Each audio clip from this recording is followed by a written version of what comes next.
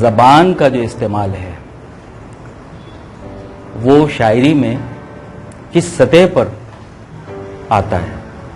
ایک تو وہ زبان ہوتی ہے جو ہم اور آپ گفتگو کرتے ہیں، بول چال کی زبان ہوتی ہے، روزمرہ کی زبان ہوتی ہے، ایون نثر کی زبان ہوتی ہے. لیکن ایک زبان وہ ہوتی ہے جو شاعری کی زبان ہوتی ہے.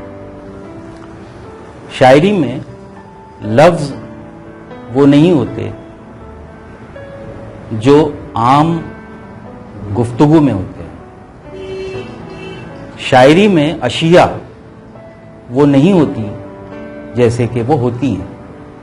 مثال کے طور پر اگر دریا لفظ کہیں آتا ہے تو شاعری میں اگر دریا آتا ہے تو دریا دریا نہیں ہوتا. زلف کا لفظ کہیں آتا ہے تو زلف زلف نہیں ہوتی. تو اس کے بہت سارے ڈائمنشنز ہیں. یہ جو مفاہیم آتے ہیں، یہ جو معانی آتے ہیں شاعری میں، وہ اس کا اپنا ایک اسٹرکچر ہے.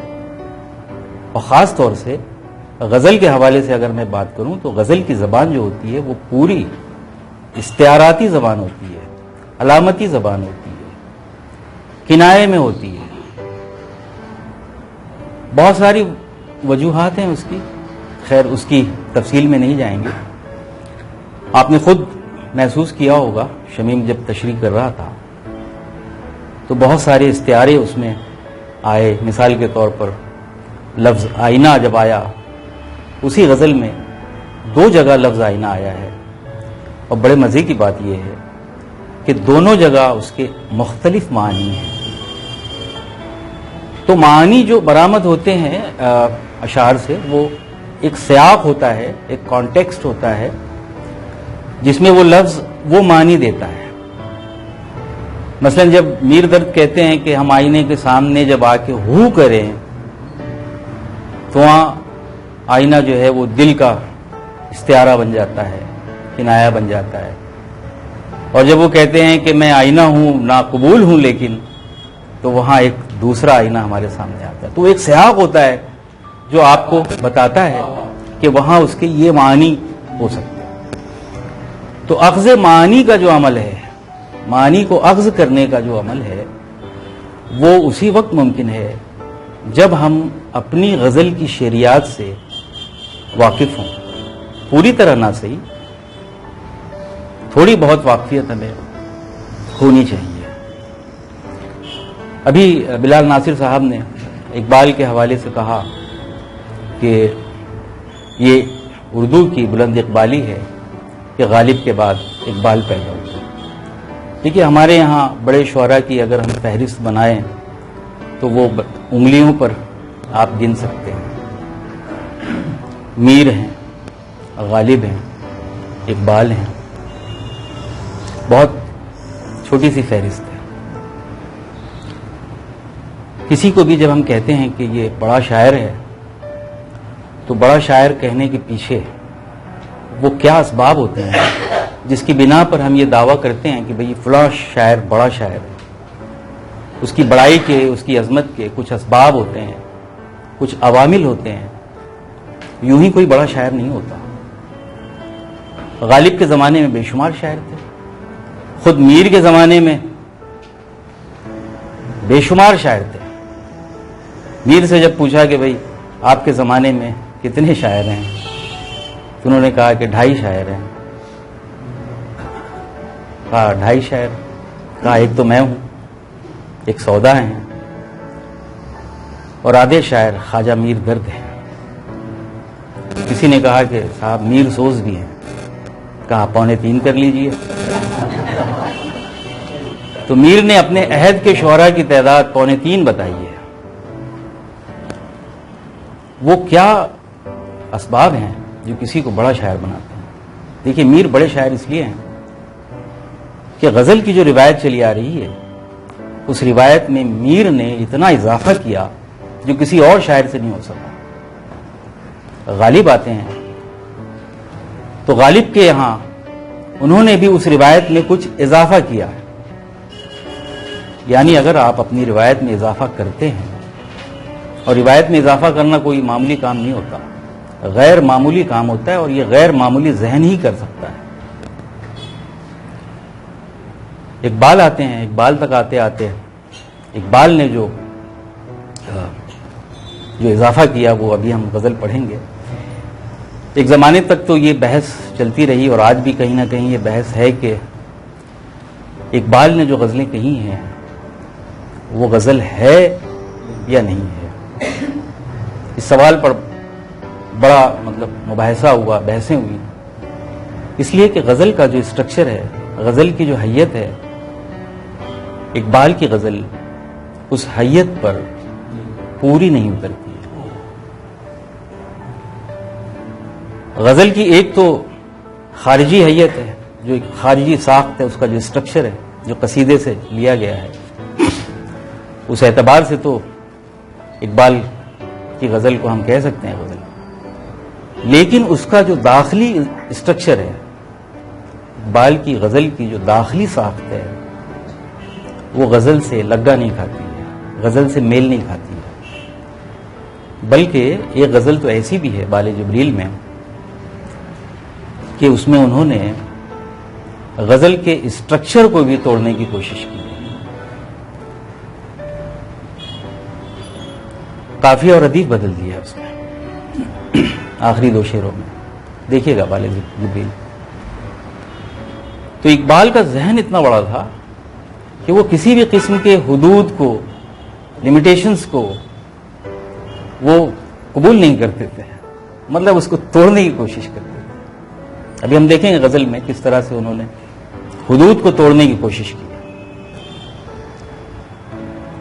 پہلا شعر جو جس کو مطلع کہتے ہیں، گیسوئے تابدار کو اور بھی تابدار کر،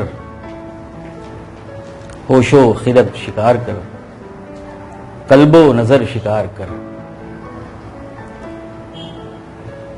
دیکھیے ردیف اور قافیے جو ہوتے ہیں اس کی بڑی اہمیت ہوتی ہے غزل میں، اور خصوصاً ردیف جو ہے وہ پورے غزل کا موڈ بناتی ہے. حالی نے لکھا ہے کہ ردیف جو ہے غزل کے پاؤں میں جھانجھن کا حکم رکھتی ہے، یعنی ایک خاص طرح کی غنائیت، ایک خاص طرح کی موسیقی وہ ردیف کے ذریعے پیدا ہوتی ہے. اب اس میں جو ردیف ہے، کر،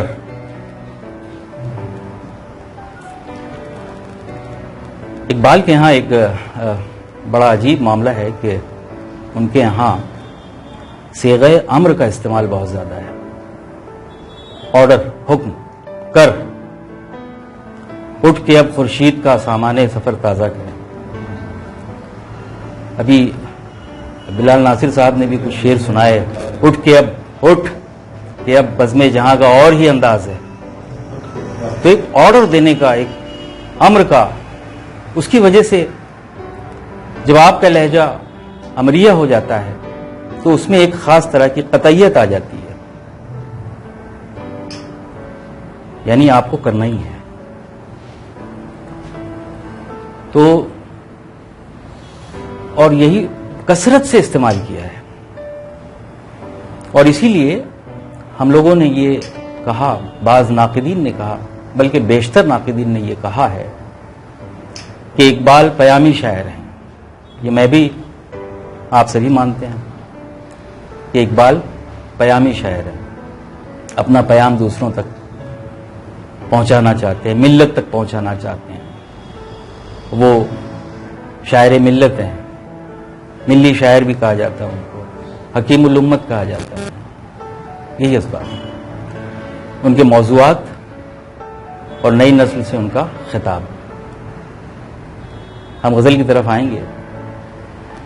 ٹی ایس ایلیٹ جو انگریزی کا بہت بڑا شاعر اور نقاد گزرا ہے، اس نے اپنے ایک مضمون میں یہ کہا ہے کہ شاعری کی 3 آوازیں ہوتی ہیں. شاعری میں 3 طرح کی آوازیں ہوتی ہیں. ایک آواز تو وہ ہوتی ہے جس میں شاعر خود کلامی کرتا ہے، اپنے آپ سے باتیں کرتا ہے. ایک آواز وہ ہوتی ہے. اب آپ پوری غزل کا سرمایہ پڑھ لیجئے، آپ کو یہی پہلی آواز زیادہ دکھائی دے گی. خود کلامی کا انداز، اپنے آپ سے باتیں کرنے کا انداز، یہ آپ کو غزل میں دکھائی دے گا. دوسری آواز وہ ہوتی ہے جب شاعر ایک بڑے حلقے سے خطاب کرتا ہے، اس وقت اس کی آواز تبدیل ہو جاتی ہے. جب میں اپنے آپ سے باتیں کر رہا ہوں، ظاہر ہے میرا لہجہ مختلف ہوگا، وہ آواز مختلف ہوگی. اور جب میں ایک بڑے حلقے سے گفتگو کروں گا، خطاب کروں گا، تو اس وقت میرا لہجہ مختلف ہوگا. تیسری آواز وہ ہوتی ہے جس میں کردار آپس میں بات چیت کرتے ہیں. اقبال کے یہاں دو آوازیں بہت واضح طور پر آپ کو دکھائی دیں گی، ایک دوسری اور تیسری. آپ ان کی نظمیں پڑھیے، اس میں آپ کو کردار دکھائی دیں گے، باقاعدہ ایک پلاٹ ہوگا، کرداروں کے درمیان گفتگو ہوگی. اب جبریل ابلیس آپ پڑھ لیجیے، دو کردار ہیں. بانگ درا سے لے کر ان کا جو آخری شعری مجموعہ ہے ارمغان حجاز، آپ دیکھیے گا ان کی نظمیں، اس میں کردار انہوں نے بنائے ہیں، باقاعدہ ایک کہانی کریٹ کی ہے. تو بہرحال یہ باتیں ہیں. اب آئیے ہم غزل کی طرف آتے ہیں. اب دیکھتے ہیں ذرا کہ غزل کی جو ایک روایت ہے، اس روایت میں اقبال اس روایت کو کیسے لیتے ہیں، کچھ اضافہ کرتے ہیں یا کسی اور انداز میں اس کو برتتے ہیں.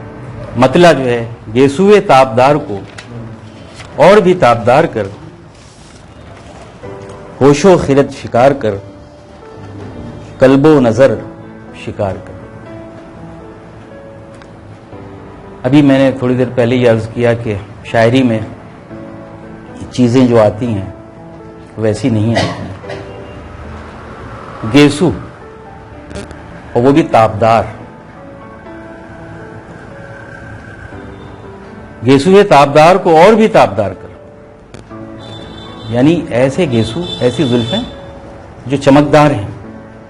ایک معنی اور بھی ہوتے ہیں تاب کے، گھنگریالے بال، یعنی جو کرلی ہو.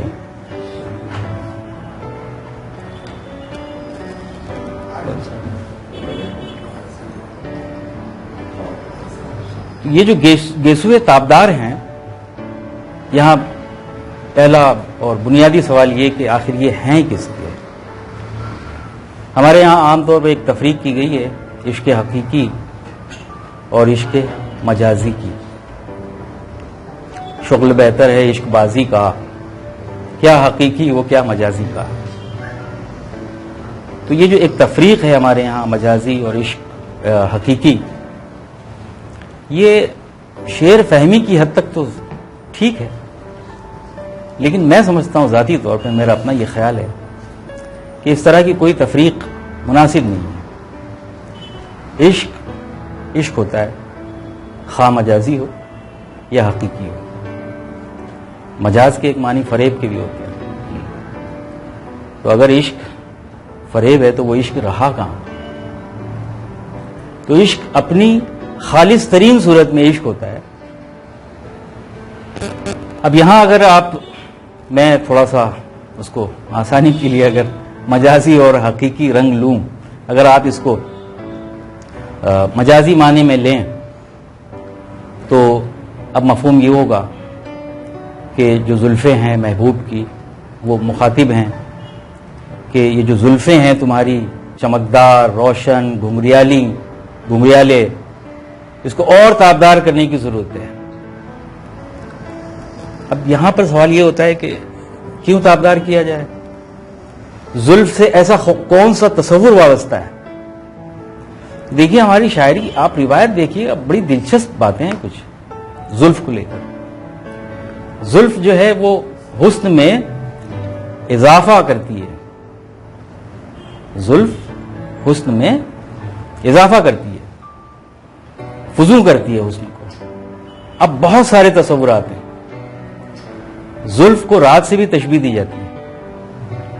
حضرت امیر خسرو کہتے ہیں شبان ہجراں دراز چون زلف، یعنی ہجر کی رات زلف کی طرح دراز ہے. یا پھر رنگ پیراہن کا خوشبو زلف لہرانے کا نام، موسم گل ہے تمہارے بام پر آنے کا نام.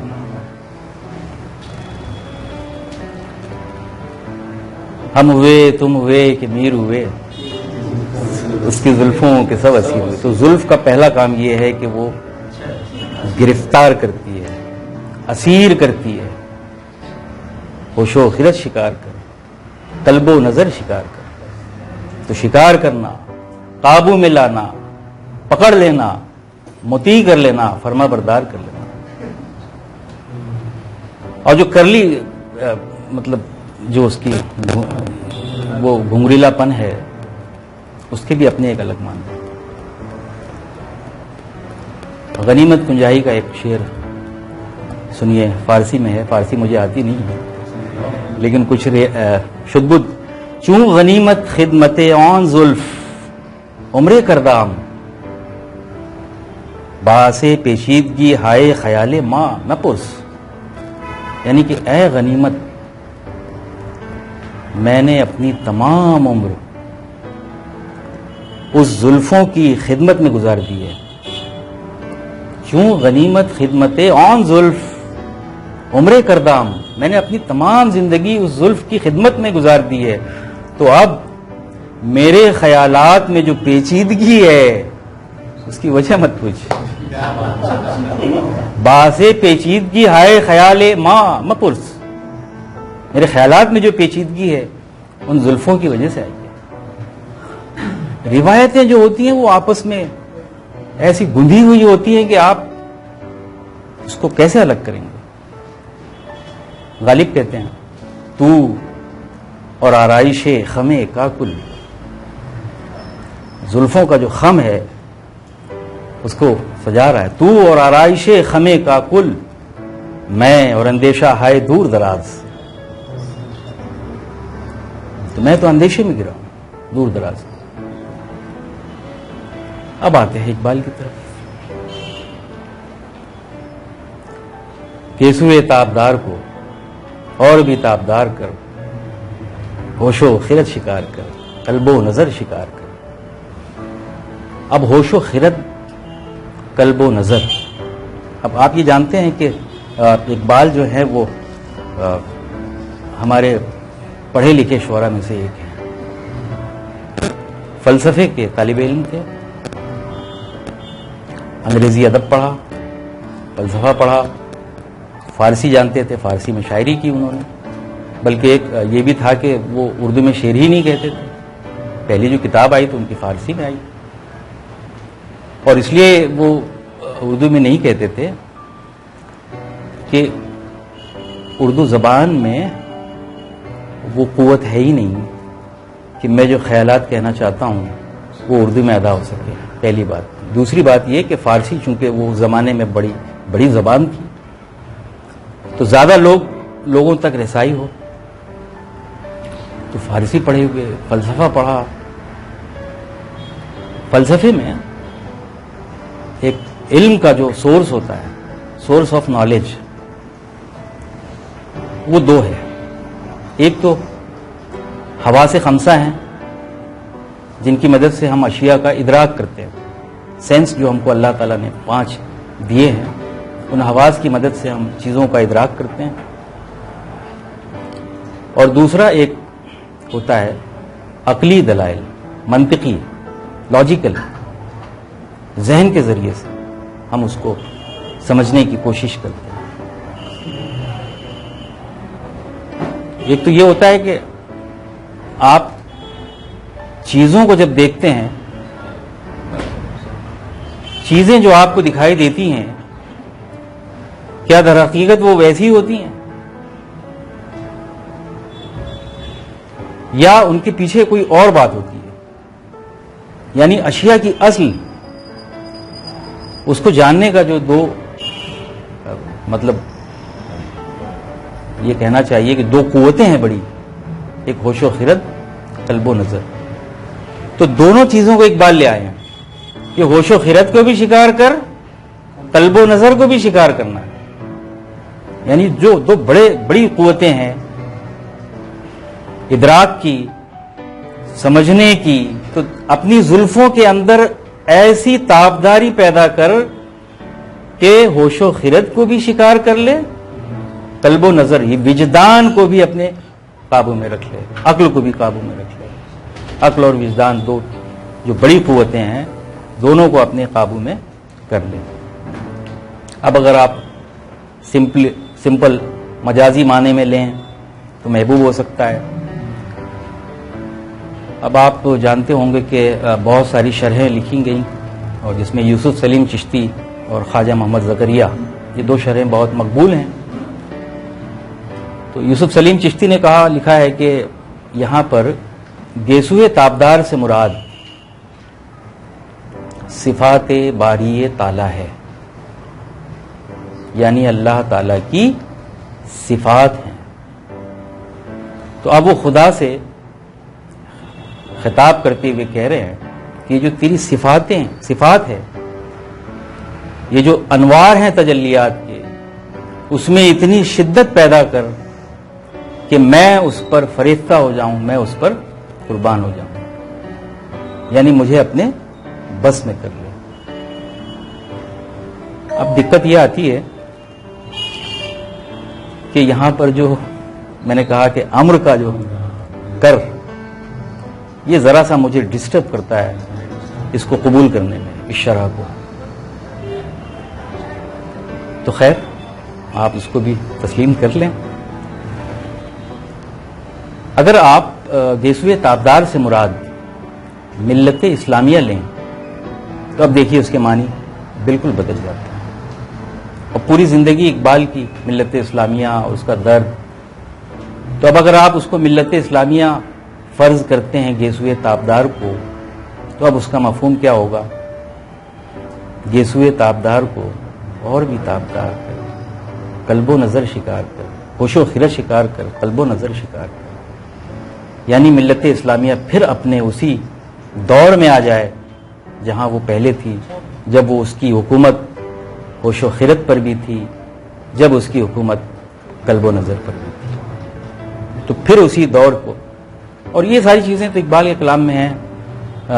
شراب کہن پھر پلا ساقیہ, وہی جام گردش میں لا ساقیہ. تو اسی دور کی اس کی بازیافت وہ ہاں دکھا دے تصور پھر وہ صبح شام تو, دوڑ پیچھے کی طرف ہے گردش ایام. تو یہ بڑا مناسب مجھے لگا, قرین قیاس لگتا ہے اس سیاق میں. بہرحال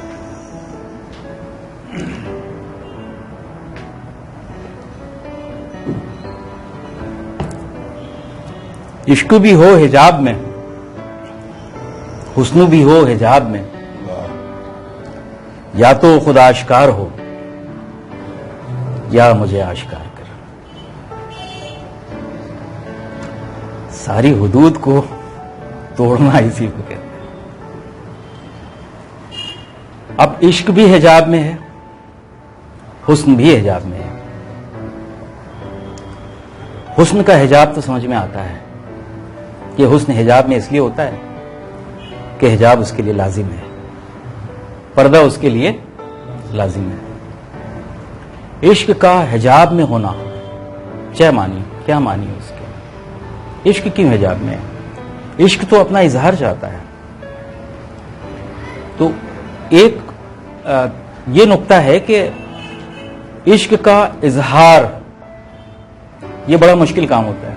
ابھی شمیم نے کہا کہ جی ہاں, شمیم نے فرمایا کہ عشق جو ہے وہ آدمی ہر ممکن کوشش کرتا ہے کہ اس کو چھپائے. اظہار بھی کرنا ہے, چھپانا بھی ہے. تو ایک تیسرا پیرایا استعمال ہوتا ہے, وہ استعارے کا پیرایا ہوتا ہے. وہ گل کی بات کرتا ہے, وہ بلبل کی بات کرتا ہے, وہ اپنا اظہار کرتا ہے. غالب نے کہا ہے کہ ہر چند ہو مشاہدہ حق کی گفتگو, بنتی نہیں ہے بادو ساغر کہے بغیر. یہ تو بغیر استعارے کے، بغیر اس کے، یہ استعارہ یہ اسی لیے کہ عشق کے جذبے کا اظہار بھی ہونا ہے اور اس کو چھپانا بھی ہے. تو ایک حجاب تو یہ ہے کہ عشق ظاہر نہ ہو، اس لیے وہ حجاب میں ہے، عشق بھی ہے حجاب میں. ایک اور بات یہ ہے کہ دیکھیے حسن جو ہے ہماری پوری شعری روایت میں اپنے اندر جلال رکھتا ہے، اپنے اندر جمال رکھتا ہے. یعنی دونوں صفات حسن کے اندر موجود ہوتی ہیں، جمال بھی اور جلال بھی. اور اس کے مقابلے میں عشق کم مایہ ہوتا ہے، حقیر ہوتا ہے، ناچیز ہوتا ہے. تو معائب سے بھرا ہوتا ہے، عیب سے بھرا ہوتا ہے. تو جب وہ عیب سے بھرا ہوا ہے، کمزور ہے، بے وقت ہے، تو ایک حجاب وہ بھی ہوتا ہے. اس کی بے وقتی، اس کی کمزوری، اس کی ناچیزی. چندر بھان برہمن کا شعر ہے، مرا حجاب سزد آفتاب راچے حجاب. حجاب کے لائق تو میں ہوں کیونکہ میں ایک ناچیز ذرہ ہوں. آفتاب راچے حجاب، آفتاب کو حجاب کی کیا ضرورت ہے؟ تو بے حجاب درا من حجاب خواہم کر. تو بے حجاب چلا، پردہ میں کر لیتا ہوں. حسن کو دیکھنے کی تاب نہیں ہوتی، حسن کو آپ دیکھ ہی نہیں سکتے. حسن اپنا حجاب خود ہے.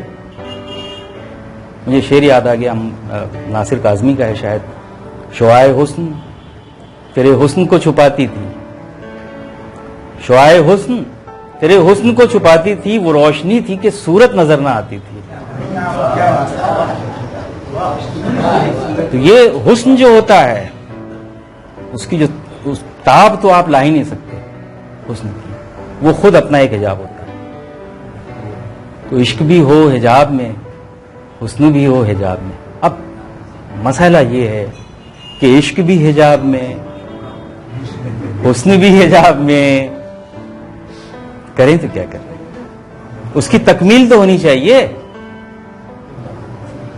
تکمیل ہونی چاہیے، یا وصل ہونا چاہیے، اتصال ہونا چاہیے. تو اس کی ایک ہی صورت ہے، یا تو خدا اشکار ہو یا مجھے اشکار. ایک ہی صورت ہے. یہ حجاب ہٹ جاوے تبھی وصل ممکن ہے، ورنہ وصل ممکن نہیں. حجاب میں تو ظاہر سی بات ہے کہ عشق کی تکمیل ممکن ہی نہیں ہے کسی صورت. تو اب اس کو بھی آپ مجازی اور حقیقی دونوں معنی میں آپ لے لیجئے. تو ہے محیط بے کراں، میں ہوں ذرا سی آبجو، یا مجھے ہم کنار کر یا مجھے بے کنار کر. دیکھیں اسی کا اس کی توسیع. تو ایک ایسا محیط ہے جس کا کوئی کنارہ نہیں ہے، یا تو ایک ایسا سمندر ہے جو بے کراں ہے، اس کا کوئی کنارہ نہیں ہے. اور میرا حال یہ ہے کہ میں ایک ذرا سی آبجو ہوں، میں ایک چھوٹی سی ندی ہوں. یا مجھے ہم کنار کر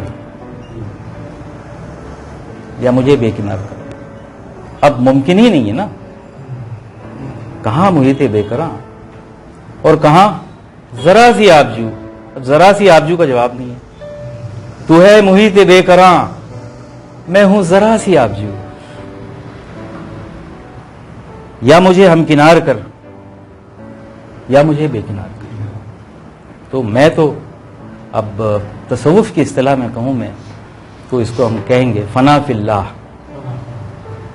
یعنی یا تصوف میں جو یہ کہا جاتا ہے کہ اللہ کی ذات میں گم ہو جانا، اللہ کی ذات میں مل جانا. تو یہ اسی وقت ممکن ہے جب میں آبجو سے میں بھی محیط بے کراں ہو جاؤں. یا تو مجھے اپنی ملا لے یا پھر مجھے بے کنار کر. تو یہ تصوف کا معاملہ ہے. ظاہر ہے کہ وہ اقبال کے ہاں تصوف کے مضامین بہت ہیں، تصوف کے خلاف بھی ہے، تصوف کے حق میں بھی ہے. بیدل کا ایک شعر مجھے یاد آ رہا ہے اسی میں.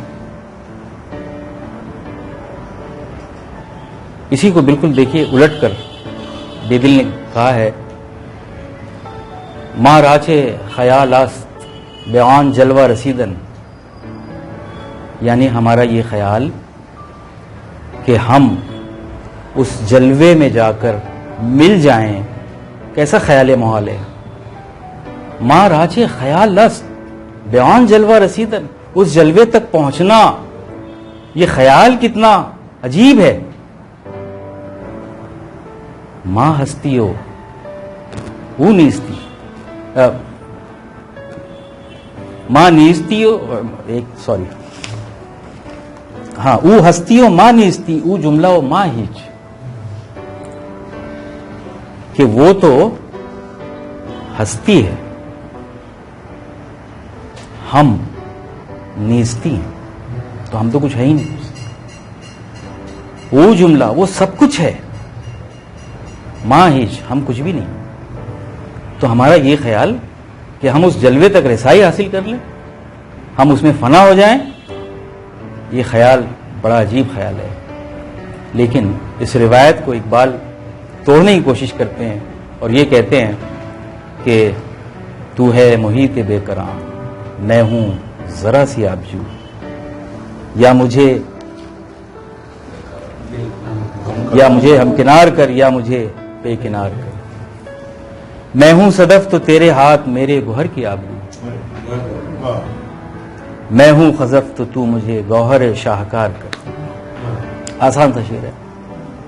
میں ہوں صدف، اگر میں صدف ہوں، سی پی جس میں موتی بنتا ہے، اگر مجھ میں کوئی خوبی ہے تو تیرے ہاتھ میرے گوہر کی آبرو، تو اس میرے صدف میں جو گوہر ہے، جو موتی بنتا ہے، اس کی عزت، اس کی آبرو تیرے ہاتھ میں ہے.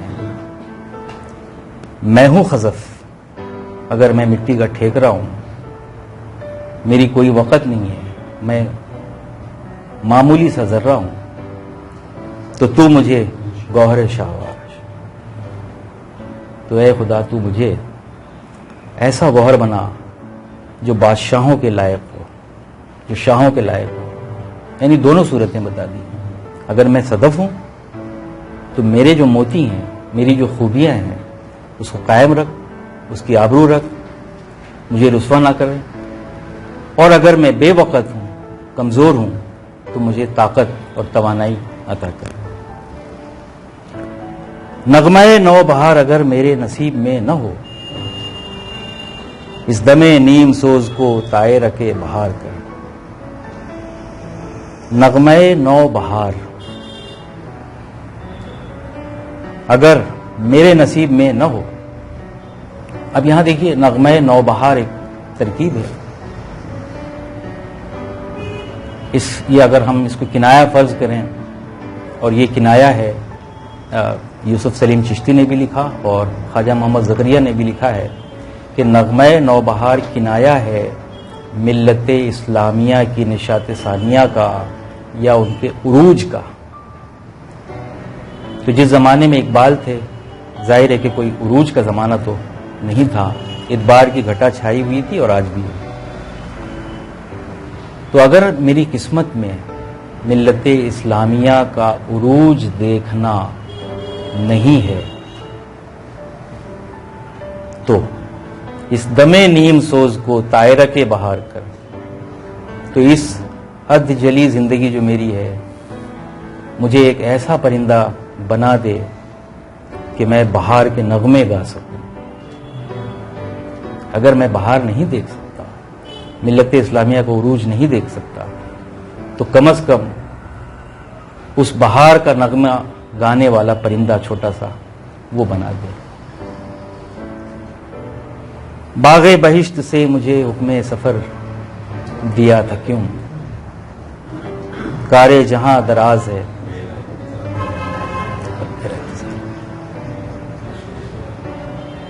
اب یہ بڑا خطرناک سا شعر ہے.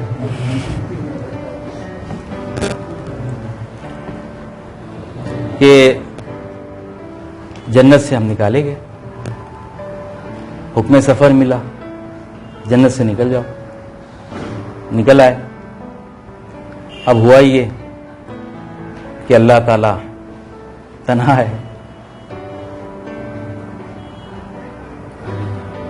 کار جہاں دراز ہے اب میرا انتظار کر، اب جھیل تنہائی، باغ بہشت سے مجھے حکم سفر دیا تھا، کار جہاں دراز ہے اب میرا انتظار کر۔ اب میرا انتظار کر کا ٹکڑا جو ہے وہ کتنی شاعرانہ اور طفلانہ شوخی رکھتا ہے اپنے اندر، وہ آپ محسوس کیے۔ لیکن یہاں پر ایک لفظ اور ہے جس کی طرف ہمارے شارحین نے توجہ نہیں دی یا اس کو مس کیا ہے، اور وہ ہے کار جہاں۔ کار جہاں کو سبھی شارحین نے نظر انداز کیا ہے۔ کار جہاں دراز ہے، کار جہاں سے کیا مراد ہے؟ دیکھیے، دنیا اور اس کی مذمت میں بے شمار احادیث ہیں، وہ آپ سبھی جانتے ہیں کہ دنیا کو کیسی کیسی مثالوں سے تشبیہ دی گئی ہے۔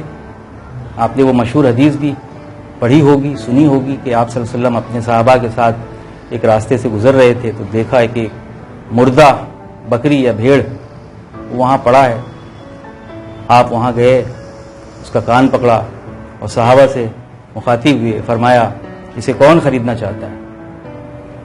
صحابہ نے عرض کی کہ اے رسول، اس کی کیا قیمت ہوگی، یہ تو مردہ جانور ہے۔ کہا دنیا کی مثال ایسی ہے، دنیا کی مثال ایسی ہے۔ تو دنیا اور مذمت دنیا میں بے شمار احادیث ہیں، اور تصوف کا پورا جو دفتر ہے بھرا ہوا ہے دنیا کی مذمت میں۔ لیکن کار جہاں کو بڑی معنویت دی ہے اقبال نے، کار جہاں دراز ہے اب میرا انتظار کر۔ میں اطہر نفیس کا ایک شعر سناتا ہوں۔ اطہر نفیس کہتے ہیں، عشق کرنا جو سیکھا تو دنیا برتنے کا فن آ گیا، عشق کرنا جو سیکھا تو دنیا برتنے کا فن آ گیا، کاروبار جنوں آ گیا ہے تو کار جہاں آئے ہیں۔ کار جہاں ایسے ہی نہیں آتا، اس کے لیے کار جنوں، کاروبار جنوں درکار ہوتا ہے، اس کے لیے عشق درکار ہوتا ہے۔ اور جب عشق کی صفات یا عشق کا جذبہ آپ کے اندر پیدا ہوتا، اور پھر اس کے بعد آپ جو بھی عمل کرتے ہیں وہ بامانی ہوتا ہے، ورنہ زندگی بے معنی آپ گزارتے رہیے۔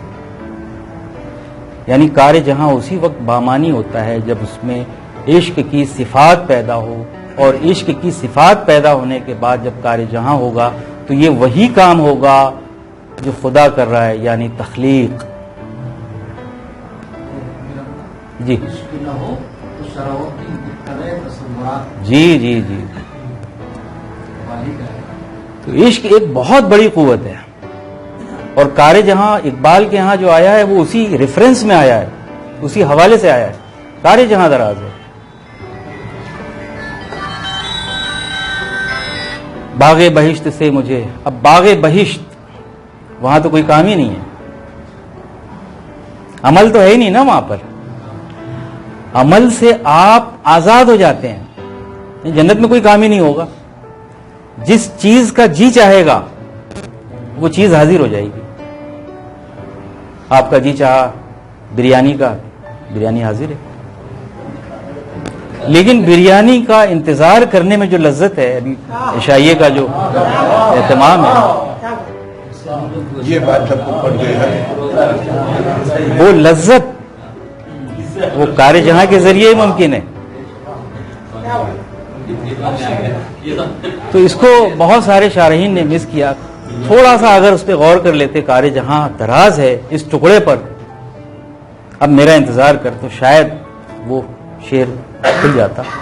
بہرحال اب بہت آخری شعر، روز حساب جب میرا پیش ہو دفتر عمل، آپ بھی شرمسار ہو مجھ کو بھی شرمسار۔